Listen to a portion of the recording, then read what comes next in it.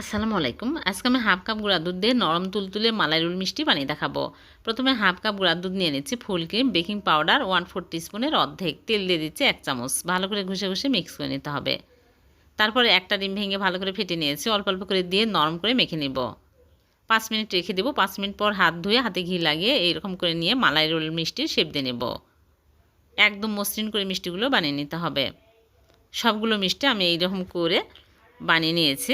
এখন এই মিষ্টিগুলো আমি মালাইয়ের মধ্যে দিব, এই জন্য এক সাইডে রেখে দিয়ে মালাই তৈরি করে নেব। চুলে প্যান বসে চিনি 1/3 কাপ দিয়ে নেড়েচেড়ে ক্যারামেল করে নিব। ক্যারামেল হয়ে আসলে এর মধ্যে দিয়ে দিচ্ছি 4 কাপ লিকুইড দুধ। 2টা এলাচ দিয়ে আমি বলক তুলে নিব। ভালোভাবে বলক তুলে নিতে হবে। আর চিনি দিয়ে দিলাম 1/4 কাপ। ভালোভাবে বলক চলে আসছে। এখন আমি মিষ্টিগুলো দিয়ে দিচ্ছি, দিয়ে 10 মিনিট জাল করে নিব। আর মাঝে মাঝে ঢাকনা খুলে বাতাস বের করে দিতে হবে।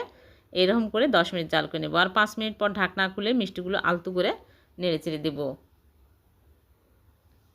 আবারও ঢেকে দিচ্ছি। 10 মিনিট জাল করে নিয়েছি, মিষ্টিগুলো হয়ে গেছে। চুলা থেকে নামিয়ে ঢেকে রেখে দেবো সারা রাত। পরের দিন সকালে মিষ্টিগুলো পরিবেশন করে আপনাদেরকে দেখাচ্ছে। হয়ে গেল নরম তুলতুলে রসে ভরা সেরা স্বাদের মালাই রোল মিষ্টি। এভাবে বানিয়ে দেখবেন, দুর্দান্ত স্বাদের হবে।